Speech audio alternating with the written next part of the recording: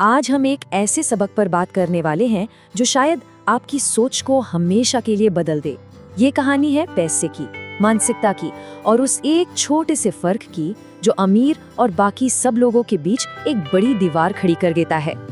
जरा सोचिए, एक ऐसा राज जो पीढ़ी दर पीढ़ी अमीरों के बीच ही घूमता रहा, एक ऐसा लेसन जो आपको दुनिया के किसी भी क्लासरूम में नहीं मिलेगा। ये वो ज्ञान है जो स्कूल की किताबों और डिग्रियों से कहीं आगे है। ये जिंदगी का वो पहला पार्ट है जो फाइनेंशियल फ्रीडम यानी कि पैसों की आजादी की तरफ पहला कदम होता है। अमीर लोग पैसे के लिए काम नहीं करते। अब ये सुनने में थोड़ा अजीब लगता है ना? मतलब बचपन से तो हमें यही सिखाया गया है कि मेहनत करो, नौकरी करो, पैसा कमाओ। पर यकीन मानिए, इसी एक लाइन में, इसी एक सोच में फाइनेंशियल फ्रीडम का पूरा राज छुपा हुआ है। तो सबसे बड़ा फर्क यहीं पर है। देखिए, गरीब और मिडिल क्लास के लोग अपना समय और अपनी मेहनत बेचकर पैसा कमाते हैं। वो एक सैलरी के लिए काम करते हैं। वहीं दूसरी तरफ अमीर लोग ऐसा सिस्टम बनाते हैं कि उनका पैसा उनके लिए और पैसा कमाए। ये सोच का एक मामूली सा बदलाव लगता है, पर असल में यही सब कुछ बदल देता है। और ये जो इतना बड़ा सबक है ना, इसकी शुरुआत हुई थी एक बहुत ही सीधे साधे सवाल से। एक ऐसा सवाल जो एक छोटे बच्चे ने पूछा था, और उस एक सवाल ने उसकी पूरी जिंदगी का रास्ता ही बदल दिया। तो चलिए कहानी के लिए थोड़ा सा टाइम में पीछे चलते हैं। साल था 1956। सोचिए, एक 9 साल का बच्चा है जो बस दुनिया को समझने की कोशिश कर रहा है, और वो बच्चा मैं था। एक शाम मैंने हिम्मत करके अपने डैड से पूछ ही लिया, डैड, मैं अमीर कैसे बन सकता हूँ? उन्होंने आराम से अपना अखबार नीचे रखा, मेरी तरफ देखा और फिर मुझसे एक ऐसा सवाल पूछा जिसने मुझे सोचने पर मजबूर कर दिया।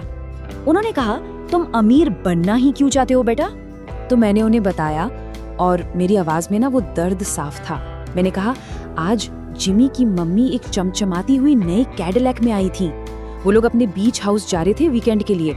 जिमी ने अपने 3 दोस्तों को तो बुला लिया, पर मुझे और मेरे बेस्ट फ्रेंड माइक को नहीं बुलाया। और फिर मैंने वो शब्द कहे जो आज भी मुझे याद है। उन्होंने कहा कि वो हमें नहीं बुला सकते क्योंकि हम पुअर किड्स हैं। उस वक्त मेरे पिता के चेहरे पर जो भाव था वो मैं कभी नहीं भूल सकता। मजे की बात तो ये थी कि हम उसी पब्लिक स्कूल में जाते थे जहां अमीर बच्चे जाते थे, लेकिन हमारी दुनियाएं बिल्कुल अलग थीं। उनकी दुनिया में नई साइकिलें थीं, नए बेसबॉल ग्लव्स थे, सब कुछ नया था। और हमारी दुनिया बस जरूरत की चीजों के इर्द गिर्द घूमती थी।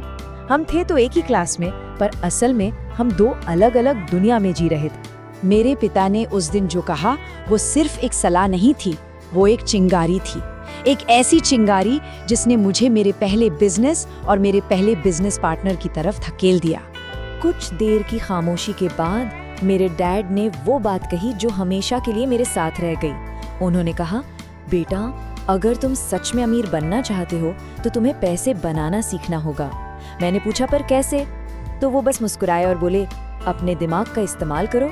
ये सिर्फ एक जवाब नहीं था, ये एक चैलेंज था। अगले ही दिन मैंने अपने बेस्ट फ्रेंड माइक को ये सारी बात बताई। वो अकेला ऐसा था जो मेरी हालत समझता था। मैंने उससे पूछा, क्या तुम मेरे बिजनेस पार्टनर बनोगे? और बस उसी पल 2 छोटे बच्चों ने हाथ मिला लिया, ये साबित करने के लिए कि वो सिर्फ पुअर किड्स नहीं है। पीछे छूट जाने का जो दर्द था ना, वो बिल्कुल असली था, लेकिन उसी दर्द में एक बहुत बड़ी ताकत छिपी थी। उस दर्द ने हमें शिकायत करने के बजाय सोचने पे मजबूर किया, एक असली सल्यूशन ढूंढने पे मजबूर किया जो हमारी हालत बदल सके। और फिर हमें एक आइडिया आया। कोई बहुत शानदार आइडिया नहीं था, सच कहूं तो बड़ा ही गंदा आइडिया था। एक ऐसा आइडिया जो मेरे घर में तबाही मचाने वाला था। माइक को एक पुरानी साइंस की किताब में कुछ मिला था, और हमारा बड़ा गंदा आइडिया था पड़ोसियों से इस्तेमाल की हुई टूथपेस्ट ट्यूब से इकट्ठा करना। आप सोच सकते हैं, 2 छोटे छोटे बच्चे घर घर जाके लोगों से उनका कचरा मांग रहे हैं। बहुत जल्द हमारे घर का एक कोना पुरानी चिपचिपी टूथपेस्ट ट्यूब्स का पहाड़ बन गया, और मेरी माँ जाहिर है बिल्कुल खुश नहीं थी। एक दिन उन्होंने हमें अल्टीमेटम दे दिया, या तो इस गंदगी का कुछ करो या मैं ये सब उठाकर फेंक दूंगी। तो हमारी पहली बिजनेस पार्टनरशिप पर खतरा मंडरा रहा था, और वो खतरा कोई और नहीं बल्कि मेरी ही माँ का घर से निकालने का नोटिस था। हमने उनसे 1 हफ्ते की मोहलत मांगी, वादा किया कि हमारा ये गंदा प्लान जल्द ही रंग लाएगा। और फिर डेडलाइन खत्म होने से ठीक पहले वो पल आया जब सारी चीजें समझ में आ गईं। वो पल जब असली सबक सामने आया। फिर एक दिन क्या हुआ, मेरे डैड अपने एक दोस्त के साथ घर आए और उन्होंने जो देखा वो हैरान रह गए। हम 9 साल के बच्चे अपने घर के ड्राइववे में एक पूरी प्रोडक्शन लाइन चला रहे थे। सोचिए जरा, हम लोग पुरानी टूथपेस्ट ट्यूब से लेड पिघला रहे थे, उसे दूध के खाली कार्टन में डालकर अपने खुद के सिक्के बना रहे थे। मतलब हम सचमुच में लिटरली पैसे बना रहे थे। उसी पल जब मैंने अपने डैड के चेहरे पर हैरानी देखी, सब कुछ साफ हो गया। ये सिक्के बनाने के बारे में था ही नहीं, ये उस सोच को समझने के बारे में था जिससे दौलत बनती है। असली सबक ये था, अमीर लोग पैसे के लिए काम नहीं करते, वो पैसे से अपने लिए काम करवाते हैं। और यहीं पर हमारी पारंपरिक शिक्षा, हमारा स्कूल सिस्टम पीछे रह जाता है। स्कूल हमें एक अच्छा कर्मचारी बनना सिखाता है, पैसे के लिए काम करना सिखाता है।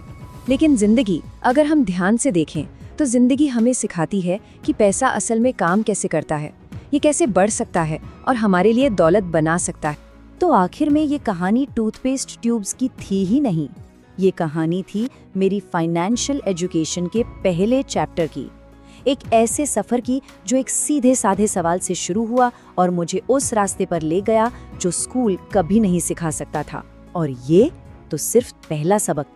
और ये सबक हमें एक बहुत जरूरी सवाल पर लाकर खड़ा करता है, आखिर एक एसेट क्या होता है और एक लायबिलिटी क्या होती है। ये सिर्फ अकाउंटिंग के शब्द नहीं हैं, ये दो अलग अलग मानसिकताएं हैं। अमीर और गरीब इन दो शब्दों को कैसे देखते हैं, वही उनकी फाइनेंशियल किस्मत तय करता है। अगले भाग में हम इसी मजबूत फर्क को और गहराई से जानेंगे।